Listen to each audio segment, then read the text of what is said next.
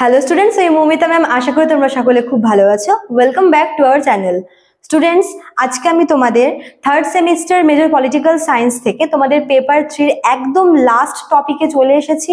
Last তোমাদের যে philosopher রয়েছে কার্ল মার্কস, তার মোট দুটো টপিক তোমাদের রয়েছে, দুটো থিওরি রয়েছে। তো সেখান থেকে আজকে তোমাদের হচ্ছে প্রথম যে থিওরিটা আছে, যেটা হচ্ছে হিস্টোরিক্যাল মেটেরিয়ালিজম বা ঐতিহাসিক বস্তুবাদ।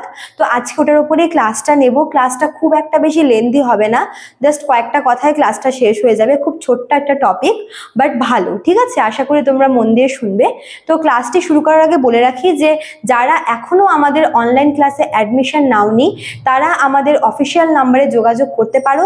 আমাদের অফিসিয়াল নাম্বার দুটো রয়েছে, একটা হচ্ছে 6295916282, আর একটা হচ্ছে 7076398606। ঠিক আছে, দেখো নাম্বারটা দেওয়াও আছে কর্নারে।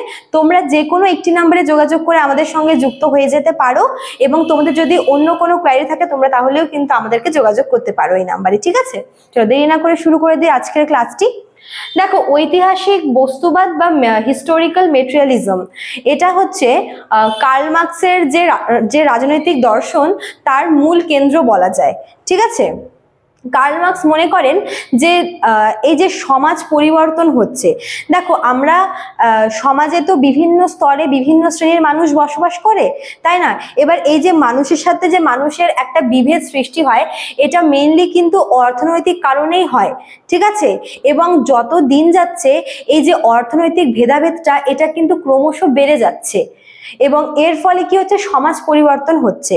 কাজেই কার্ল মার্কস সমাজ পরিবর্তনের কারণ হিসেবে এই মানুষের যে অর্থনৈতিক বিভেদ, সেটাকে মেনলি হাইলাইট করেছে কারণ হিসেবে। ঠিক আছে, তিনি মনে করেছেন, দেখো তিনি না এখানে দুটো পয়েন্ট বলেছেন। তিনি বলেছেন যে উৎপাদন শক্তি এবং হচ্ছে উৎপাদন সম্পর্ক।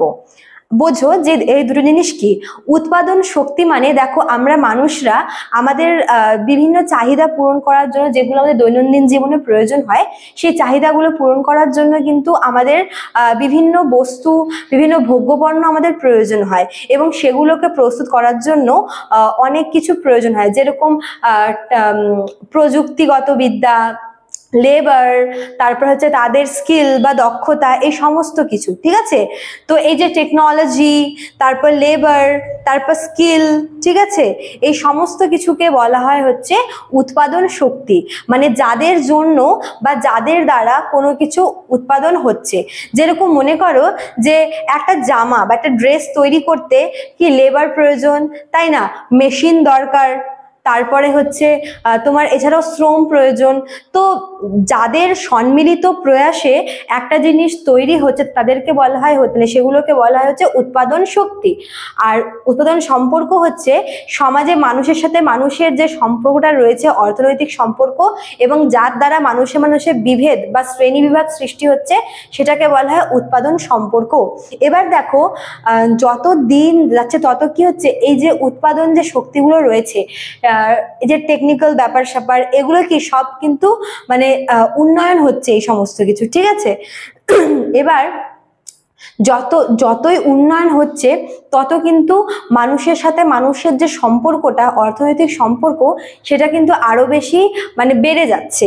এটা হচ্ছে কার্ল মার্কস মনে করেন। ঠিক আছে, যে যত দিন যাচ্ছে সমাজ পরিবর্তন হচ্ছে এবং এই উৎপাদন শক্তি বৃদ্ধি পাওয়া। দেখো আমরা 10 ইয়ার্স মানে আগে যতটা আমরা অ্যাডভান্স ছিলাম, তার থেকে বর্তমানে আমরা অনেক বেশি অ্যাডভান্স, অনেক বেশি আমরা জীবনটাকে মানে অনেক বিলাসবহুল জিনিস আমরা পেয়ে গেছি। ঠিক আছে, এবং এর ফলে কি হচ্ছে, দেখবে যে এই যে বিভেদটা, এটা না অনেক বেশি চোখে পড়ছে। কিভাবে, যে কেউ এই বদলের সঙ্গে তাল মিলিয়ে চলতে পারছে না। এই যে সমাজ যে পরিবর্তন হচ্ছে, ডিজিটাল যুগ আসছে, অনেকে কিন্তু এসে তাল মিলিয়ে চলতে পারছে না। ফলে কি, তারা পিছিয়ে পড়ছে, এবং যাদের আগানো তারা ঠিকই আগাচ্ছে, এবং এর ফলে এই যেটা বিভেদ সৃষ্টি হচ্ছে, যারা এগিয়ে যাচ্ছে আর যারা পেছনে পড়ে আছে। ঠিক আছে, তো কার্ল মার্কস মনে করেন যে এর ফলে কি হচ্ছে, সমাজে এক ধরনের মানে অনেক রকমের হয় না, যেমন পুঁজিবাদী সমাজ, হচ্ছে সমাজতান্ত্রিক সমাজ, সাম্যবাদী সমাজ। তো যখন এরকম টাইপের একটা সিচুয়েশন ক্রিয়েট হচ্ছে তখন কিন্তু সমাজটা পুঁজিবাদী সমাজে পরিণত হয়। মানে একদল হচ্ছে শাসক, একদল হচ্ছে মানে যাদেরকে শাসন করা হচ্ছে, মানে একদল এগিয়ে যাওয়া গোষ্ঠী আর একটা হচ্ছে পিছিয়ে পড়া গোষ্ঠী। এবং এর ফলে আমরা দেখছি যে এর ফলে এই যে সমাজ ব্যবস্থাটা এটা কিন্তু একটা জায়গাতে থমকে আছে। আর এরকম আমরা দেখবো যে যখন পুঁজিবাদী মানে যদি পুঁজিবাদী সমাজ ব্যবস্থা দেখা যায় তবে সেখানে কিন্তু যেই দল পিছিয়ে পড়ে আছে সেই দল একটা সময়ের পরে তারা কিন্তু মানে আর কি বিদ্রোহ করে, ঠিক আছে, তাদের মধ্যে বিপ্লব জাগরণ হয় এবং তারা বিদ্রোহ করে। এবং এর ফলে কি হয় যে এই যে পুঁজিবাদী সমাজটা আছে এটা ভেঙে যায় এবং একটা সাম্যবাদী সমাজ তৈরি হয়ে ওঠে।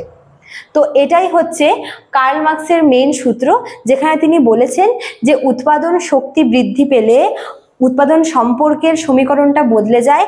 এর ফলে সমাজ একটা পুঁজিবাদী সমাজে পরিণত হয় এবং পুঁজিবাদী সমাজ থেকে যখন যেই দল পিছিয়ে থাকে সেই দল বিদ্রোহ করে এবং তাদের মাধ্যমে সমাজ পুঁজিবাদী সমাজ থেকে সাম্যবাদী সমাজে পরিণত হয়ে যায়। ঠিক আছে, এটাই হচ্ছে কার্ল মার্কসের হিস্টোরিক্যাল মেটেরিয়ালিজম বা ঐতিহাসিক বস্তুবাদ। আশা করি তোমরা বুঝলে। ক্লাসটি খুবই ছোট ছিল বাট খুবই ইম্পর্টেন্ট একটা ক্লাস ছিল। ভালো লাগলে অবশ্যই লাইক কমেন্ট করবে, শেয়ার করবে। দেখা হচ্ছে নেক্সট ক্লাসে। Thank you.